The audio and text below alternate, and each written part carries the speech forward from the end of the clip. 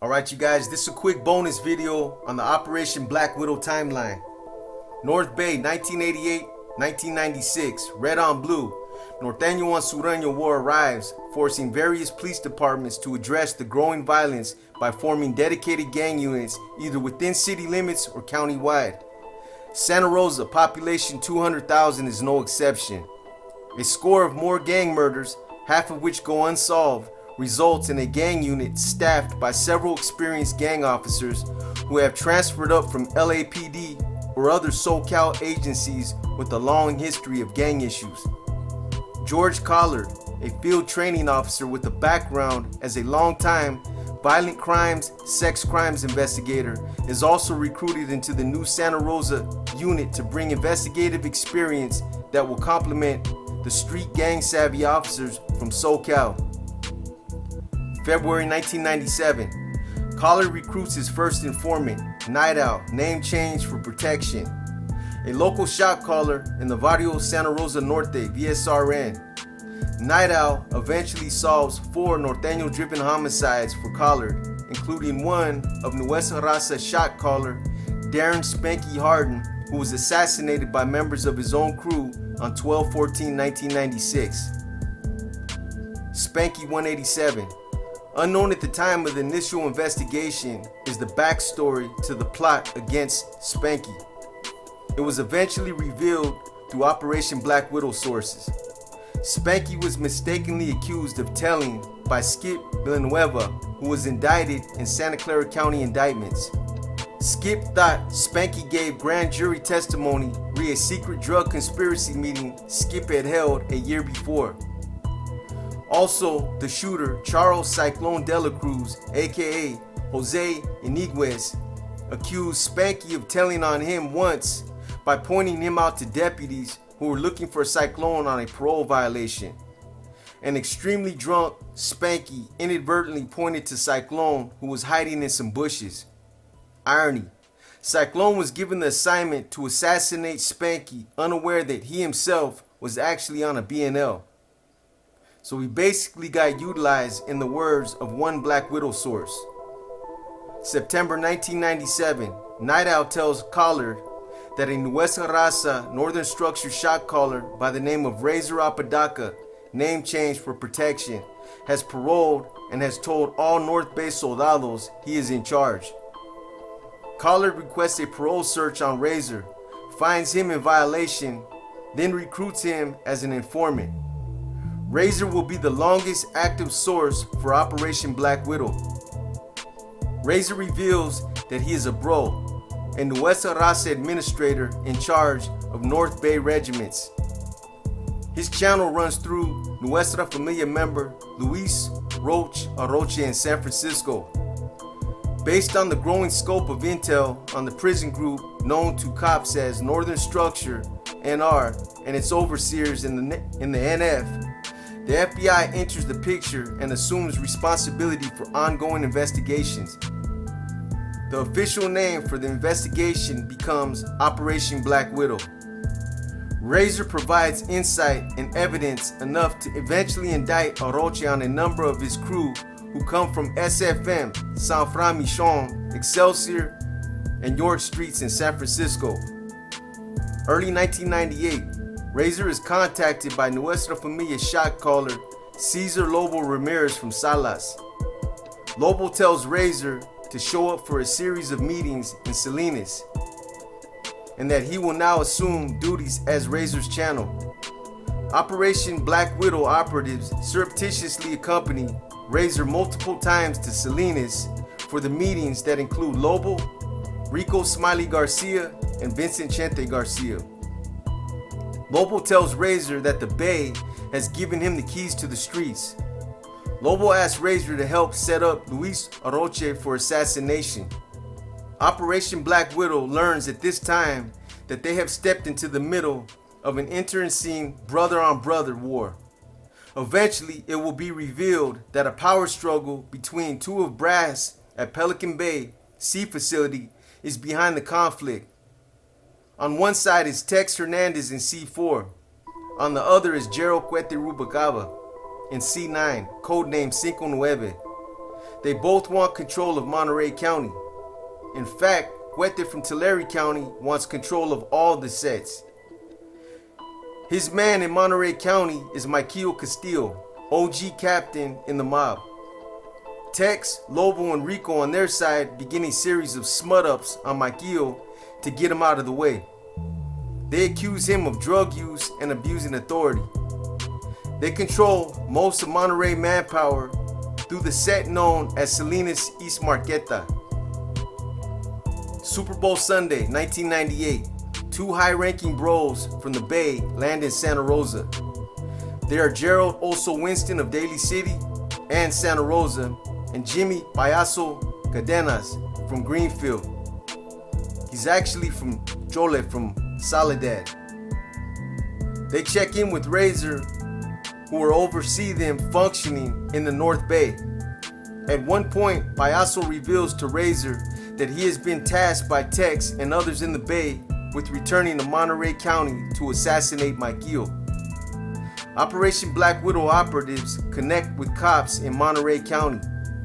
Two cops go to Monterey County Jail to warn Michael, who is doing a year in jail for drunk driving. Michael refuses to give them the time of day. 8/14/1998. Michael was out of jail and goes to meet with Rico and Lobo to settle differences. Rico assassinates Michael at the meeting. For the balance of 98, there is a war on the streets of Salinas between those loyal to Michael and those loyal to Lobo and Rico's faction. Lobo barely survives an assassination attempt, hovers near death for some time. Rico retaliates by planning the mass killing of enemies in one night. November 1998, local, state, and Operation Black Widow feds round up Rico and his crew, but not before the crew kills at least one person, Geronimo Shorty Garza, right in front of him. In the midst of all the turmoil in 1998, NF Regimental Commander Robert Weddle Grattan from Modesto oversees the release of Generations of United Norteños, an album as a way to unite all the street norteños. Operation Black Widow will later learn that Grattan was following orders of his channel, Cuete Rubacaba, and Cuete Celi, Daniel Lizard Hernandez. Operation Black Widow joins a major investigation into gun, led by Modesto cops and Central Valley FBI agents. Grattan is targeted by Operation Black Widow. They eventually catch him dope sick in mid-1999 and turn him into a source. He is ready to jump from the mob. In fact, he was ready the moment he got in. He said, "The moment I got in, I knew I wanted out." Contributing to Grattan's disillusion with the O is the assassination of his mentor, Brown Bob Viramontes, in April of 1999, and the constant pressure put on him by Cuete and Lizard to earn. Cuete had assigned Grattan to kill Brown Bob. He refused, and at least a dozen other targets on the streets of the Central Valley. Grattan told Operation Black Widow agents that he was a hustler, a dope hustler, not a killer. All the violence he found to be counterproductive. It really depressed him. Backing up to early 1999, Operation Black Widow began operations at Pelican Bay State Prison. They developed sources within the hierarchy of the NF. One source was known as Red Raider. He alerted Operation Black Widow to the plot on Brown Bob. Brown Bob had been warned by the NF numerous times to keep his nose out of mob business since he was supposedly retired. Bob did not heed multiple warnings. Instead, he covered up his NF tattoo on his back and basically signed his own death warrant with violations of Article 2, Section 5 of the NF Constitution, desertion and traitorous acts resulting in automatic death sentence. Operation Black Widow went to Brown Bob and warned him of the plot. Brown Bob did not heed the warning. So here's a part of the story that's exclusive, and unless you're familiar with the story, you've never heard this detail before. April 19th, 1999. Brown Bob was washing his truck in the driveway in Campbell, California, basically in San Jose. When Bad Boy Bernius sent Dreamer Escamilla and Albert Beto Avila to do the hit, while he, Bad Boy, and Chuco waited a block away. Dreamer and Beto got spooked and took off, claiming they'd been scared away by a dog. Bad Boy had to handle it himself. He had Beto and Dreamer drive them back to Brown Bob's house. He and Dreamer walked up to Brown Bob, who tried to run, but Bad Boy shot him and killed him in his open garage. Dreamer pumped a few rounds into an already dead Brown Bob so he could take some credit for Bad Boy's actions. A few days later, Operation Black Widow and SSU caught up with Bad Boy and Chuco after a high-speed chase in San Francisco. Bad Boy thought he'd get the death penalty, but got 50 to life instead. Eventually, he was turned by Operation Black Widow and debriefed on a lot of dirt. In the meantime, Red Raider, the Operation Black Widow source at Pelican Bay, alerted Operation Black Widow to a very dangerous player on the rise. Daniel Lizard Hernandez, Cuete Celi, was said to be an up-and-comer with a lot of juice. Lizard was paroled to Lompoc in 2000. Operation Black Widow and SSU hit his motel room soon after and found him in violation of parole. 6-month roll-up, not to the Bay but Corcoran. While there, Lizard learned from Carlitos Terrazas that his mentor and friend of 5 years, Cuete Rubalcaba, had turned on him and wanted him hit. Lizard got at the Bay. Corny, Pinky, and Tibbs squashed the hit and put Cuete under investigation. They made Lizard the street commander for the entire O upon his release back to the streets from Lompoc. Lizard had seen the light. He now knew that all his dedication and efforts had all been for nothing. He knew that brass could turn on him at the drop of a hat, much as they had done to others. He decided to drop out. But before he could announce that he wanted to drop out, Operation Black Widow and SSU had a sit down. Lizard decided to go to work with the feds in their RICO case. In 6 months, he did a lot of damage to the mob. Indictments of the brass came down in April and June of 2001.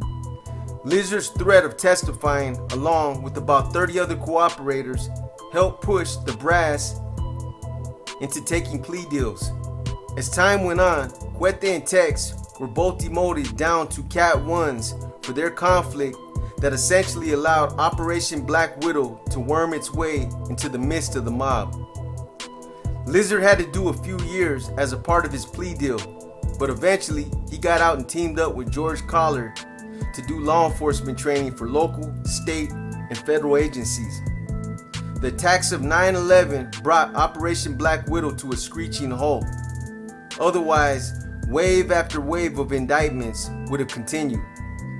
Osama bin Laden screwed it all up.